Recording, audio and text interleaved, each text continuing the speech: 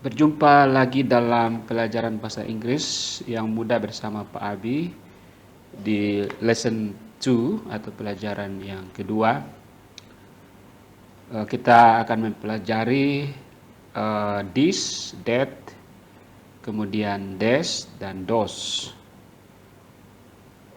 There juga ada there are. Ya, there is dan ada juga there are. Nah, teman-teman, this ini, that itu, des ini kalau bendanya jamak, dan dos artinya itu kalau bendanya jamak. Kemudian ada there is artinya di sana ada, ya. Kemudian there are juga di sana atau ada jamak, ya. There is itu artinya ada benda yang tunggal. Kemudian there are itu artinya ada benda yang jamak. Jadi kata penunjuk this ini tunggal dan des ini untuk benda yang jamak dipakai untuk menunjukkan benda atau orang yang jaraknya dekat sekali. Sedangkan kata that itu untuk tunggal, benda tunggal, dan dos itu untuk benda jamak dipergunakan untuk benda atau orang yang jaraknya jauh dari pembicara.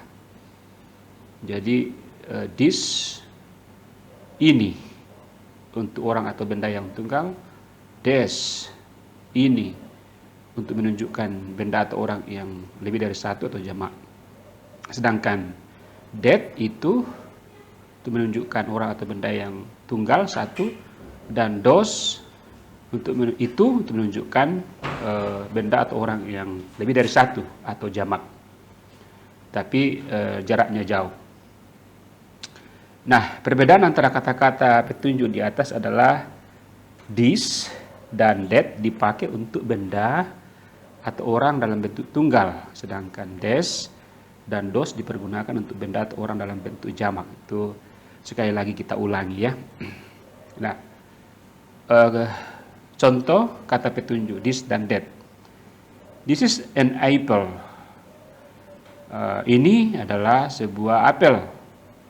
Nah, perhatikan ada n karena huruf permulaan apple atau apel ini ada huruf vokal, jadi dia akan ditulis n, an. Kemudian yang kedua, that is a knife. Itu adalah sebuah pisau. That is nomor 3, that is a soldier. Itu adalah seorang tentara. Nah, itu untuk this. Sedangkan kata petunjuk des dan dos, yang pertama, these are apples. Ya, perhatikan bahwa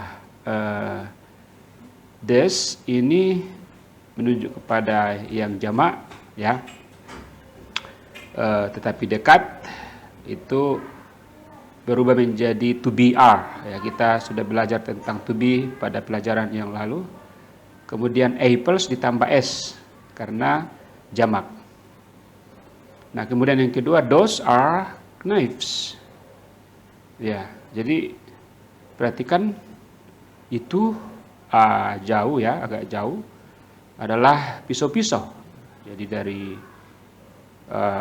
is menjadi are karena dia menunjukkan jamak.